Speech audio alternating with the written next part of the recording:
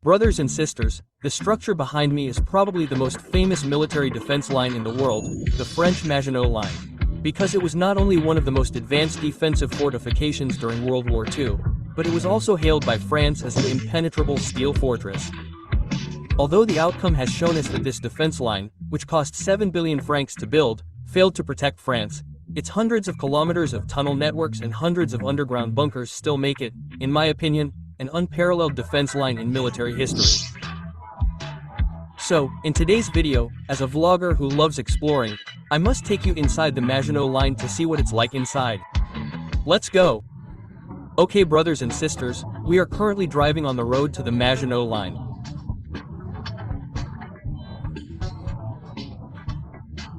Along the way, we'll pass by many familiar cities, such as Reims and Verdun, these war-torn cities that bear the scars of World War I.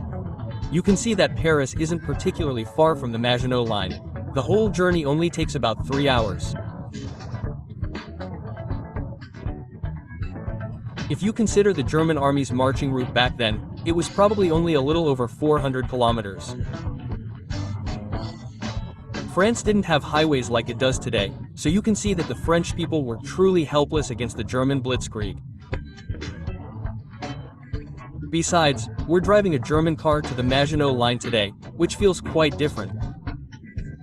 Okay, brothers and sisters, after driving for 3 hours, we've finally arrived at the legendary Maginot Line. You can see the building behind me. This is the largest fortress in the entire Maginot Line, the Hackenberg Fortress. Before World War II, it was also considered a technical masterpiece of French defensive fortifications, making it the most well-equipped and worthwhile place to show you guys in the entire Maginot Line. Speaking of worthwhile places to see, there's another place in France that's suitable for all visitors, the D-Day landings, the largest amphibious assault in history. If you want to see that in the future, please give this video lots of likes, and I'll take you to see it next time, okay? Okay, brothers and sisters, we've now entered the interior of the Hackenberg Fortress. The first place we've entered is the ammunition depot. This ammunition depot is connected to the outside by a rail track, which allows supplies to be transported into the interior of the fortress.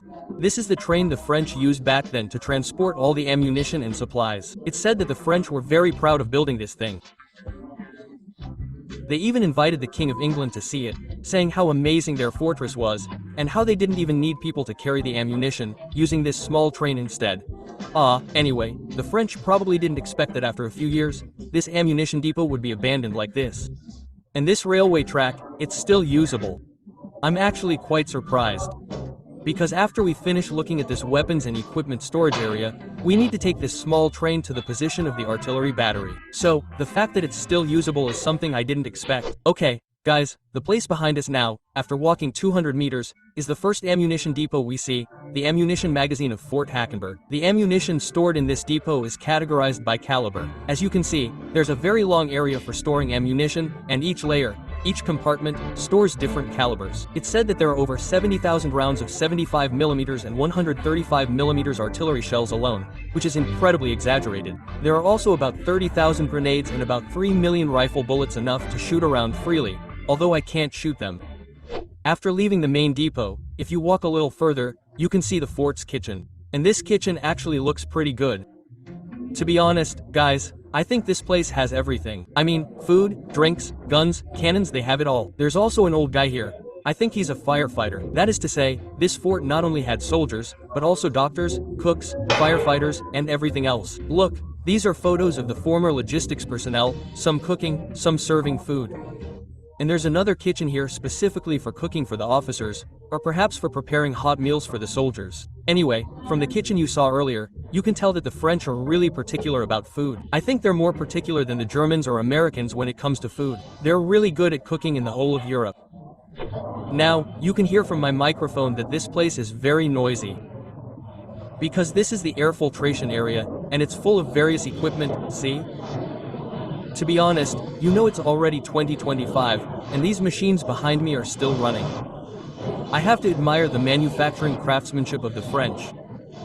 Although we criticize them, and complain about them, the French's mechanical skills back then were quite high. Those are all for filtering air. Look, this machine is still working. I've been here for so many years, and even now there are workers maintaining it. It's really old. Brothers, they're all still moving.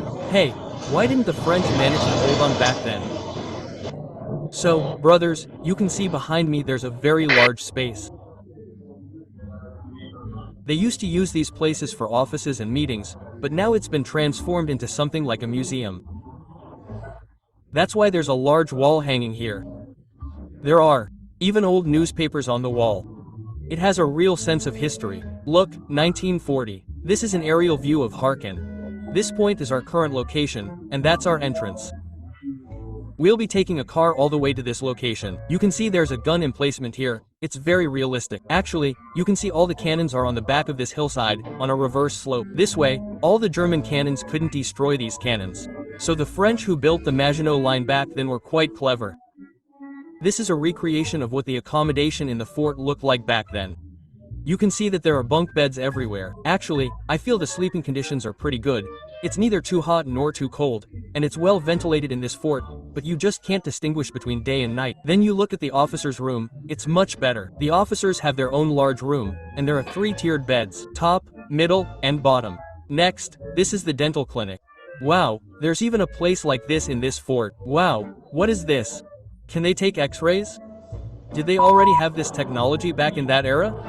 I'm not sure, brothers, I don't know too much about medical technology. This whole floor is related to the doctor. This is the operating table, and this should be the anesthesia cloth. This is the doctor. Wow, the equipment here is so complete. After leaving the hospital, we boarded our little train to go to the gun turret. Okay, let's get on. Before we start, let's put the chain on. Oh, it's starting. Wow, it's quite fast. Apparently, back in the day, the underground railway in this fortress was about 10 kilometers long, which is incredibly impressive. If you wanted to walk from our equipment area to the artillery area to fight, it would take at least several hours. To be honest, guys, it feels like we're being sent to the front lines to fight the Germans. However, back then, the Germans didn't engage us directly. Instead, they chose to bypass us through the Ardennes forest, so this railway wasn't used at all. The soldiers rode in this train back then. There wasn't a canopy like we have now.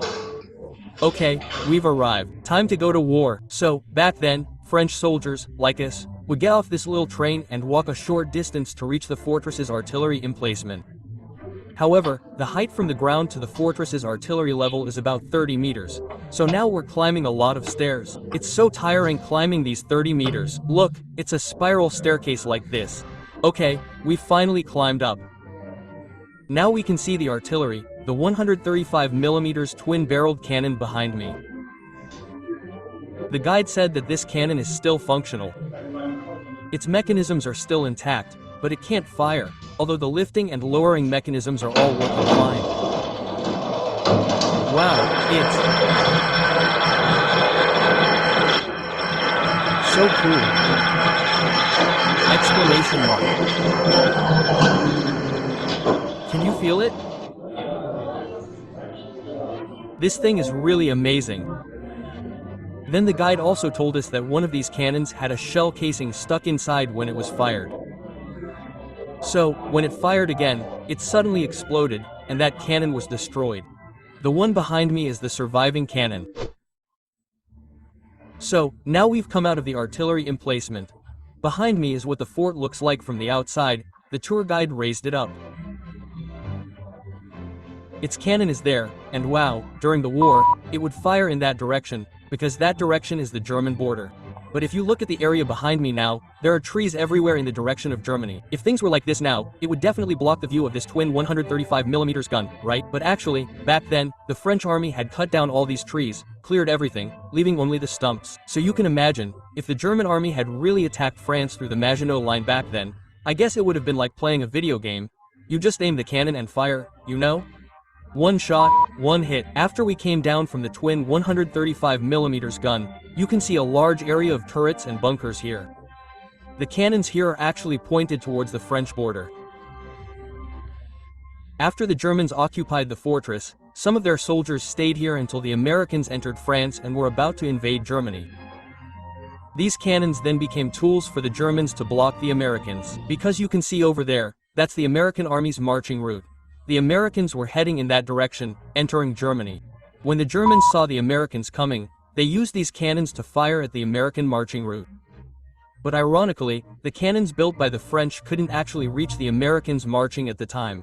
This resulted in the Germans using the French cannons, firing, and realizing they couldn't hit anything, thus alerting the Americans. The Americans then used their 15mm M12 howitzer to bombard the bunker, because the cannon couldn't reach, but the 15mm could. Seeing this, the Germans realized the situation was bad. They could hit them, but they couldn't hit back. So the Germans ran away. Interestingly, after we finished looking at the Maginot Line, our tour guide said a few things that I thought were quite interesting. He is a lawyer, and he said that although we, France, were defeated in World War II, and the Maginot Line's reputation worldwide isn't very good, the French people have always believed that the Maginot Line was actually a success. They are very proud of it because they believe that the line was never breached. The soldiers stationed there continued to defend it until the French government told them to surrender. Only then did the soldiers guarding the Maginot Line come out and accept the surrender. Anyway, as an outsider, listening to him, I actually think there's some truth to it. After all, the goal of the Maginot Line was to prevent the Germans from invading France from the Franco-German border, and I think the French succeeded in that. However, what they didn't expect was that the Germans invaded France through Belgium. Anyway, I don't know how you all evaluate the Maginot Line. That's all for our video today. If we have the opportunity next time, we'll take you to see Normandy. Okay then, see you in our next video. Bye bye.